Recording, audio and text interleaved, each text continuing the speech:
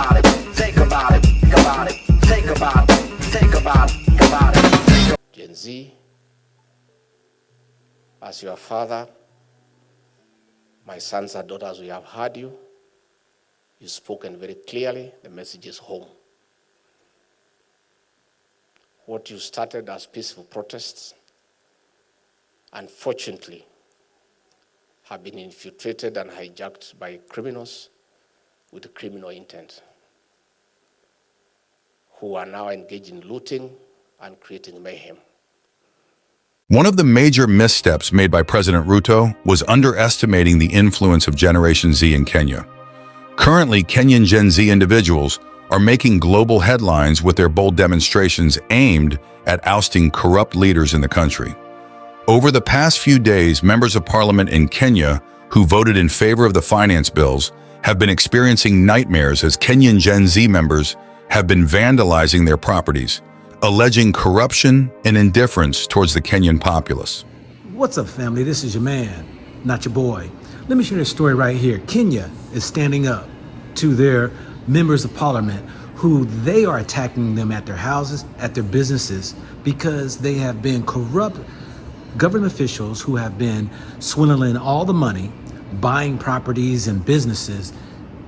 That Generation Z has made a powerful movement to where the members of parliament are afraid and now speaking to the House about their own protection because of the crookedness they do.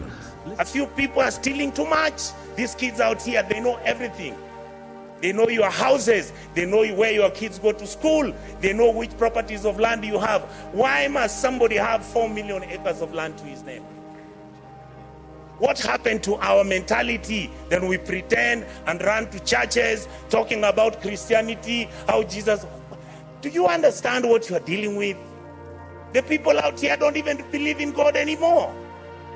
The people out here are tired of the lies. The religious organizations. How many times we've been threatened that we are raising issues about county governments losing billions?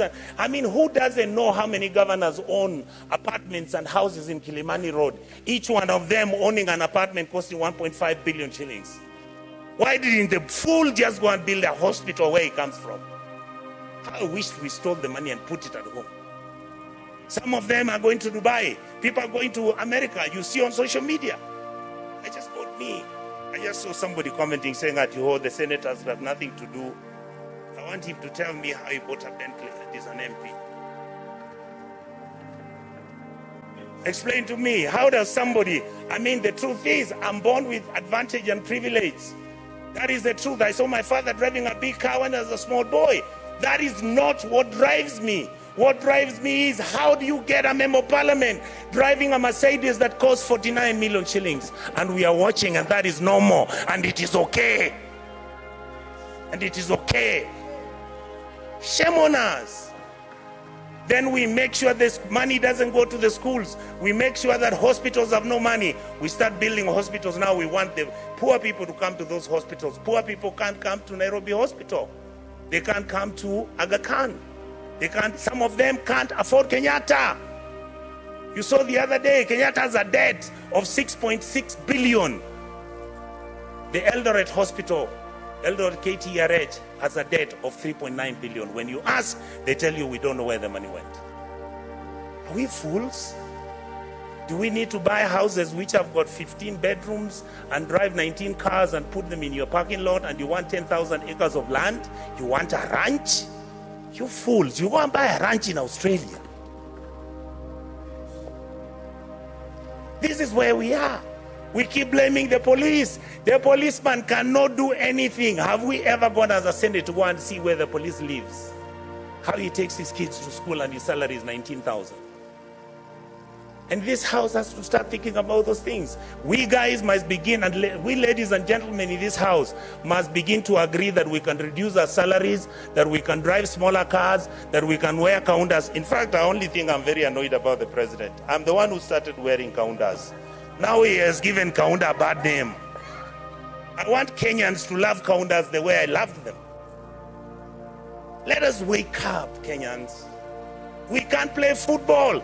Money comes from FIFA, it is eaten. World Rally Championship, money comes from there, it's eaten. You go, you want Kenya Lawn Tennis Association, they only want 50,000 to hold an international tennis tournament. Not even a minister appears there. But when the minister is traveling out of the country, he's got how many people? Private jet, goes to Dubai, books one of those hotels, luxury hotels, and he comes back to Nairobi with the same 9 people he took with a private jet. And you assume that the Gen Zs don't know. These days they track you. They can know which private jet you took, where it went, and how it came back. Many of us are worried because either because of history or because of what has happened, we have got a lot of money now, we are owning so much land. Please allow us to have spatial planning. Your land, we can have an implemented law in this house to protect your even identity. But please don't stop stealing public land. Let us have mercy at our people. You saw people from Eldoret and Kakamega talking about, our chambers which our grandfathers left for us.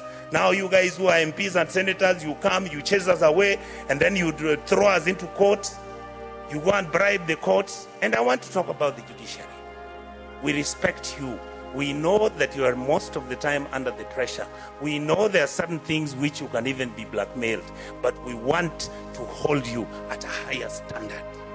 We must hold the judiciary at a higher standard, the legislators at the higher standard, and make sure the president is also at the higher standard.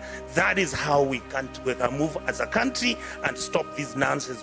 We behave like monkeys running through a forest looking for bananas without knowing whether it's the bananas they want or it's oranges. I really, really want to say this, Madam Speaker, finally. I was nearly giving up on my country. I have changed my mind because of today. The young men who are fighting for this country have done us proud. Let us treat them with dignity. Let us make sure we engage them. Let us stop doing the things which make them angry, desperate, and upset with the ruling class. The truth is, if this country breaks down, it takes all of us down. I can tell you, I was in South Sudan when we were doing the comprehensive peace agreement. I visited as a minister, as a young minister, to go and do what was called a referendum. I've been to Khartoum. I have been to Mali. I've been to a country in West Africa. I remember the name, Madam Speaker. You look at how people have been treated and how the political class has treated their people. Everybody looks destitute and everybody is desperate. Let us change our ways. We can run the country peacefully, make sure everybody is a person of dignity. Let's treat our people kindly. A country that never takes care of its most vulnerable is a country that is not worth talking about. So I want to ask the political class, I want to ask all our auditors, I want to ask all members of the county assembly, please, members of the county assembly, your job is to oversight, the MP's job is to oversight, and the senator's job is to oversight. Let the governors run the place. If they bribe you, you will not get development.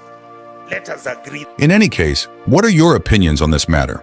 Subscribe, like, and share, and kindly provide your feedback in the comment section below.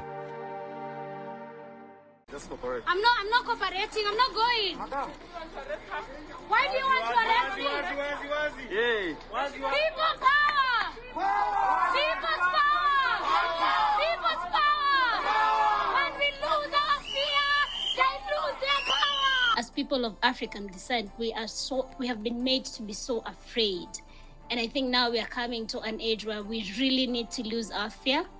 We really need to reclaim our sovereignty as a people, and things need to work as they should be, because we, the people, determine the strength of our institutions, the strength of our democracy, and the quality of the life we lead. Now we're coming to an age where we're like, enough. What do you think? You know, power to the people. People are getting tired, especially this young generation. They're being squeezed out. They don't get the life of luxury or the life of living like their parents did. Times are hard, inflation is up, and we see the corruption by these government officials who drive around in big cars, living in big houses, and eating out of fine dinings that many people can't even find themselves to enjoy. But the time has come that they're rising up and they're seeking who they may devour, because they have become the adversaries to these government officials, to where now they're under attack. This is your man, not your boy. Go black to Africa. Think about it, think about it, think about it, think about it, think about it, think about it.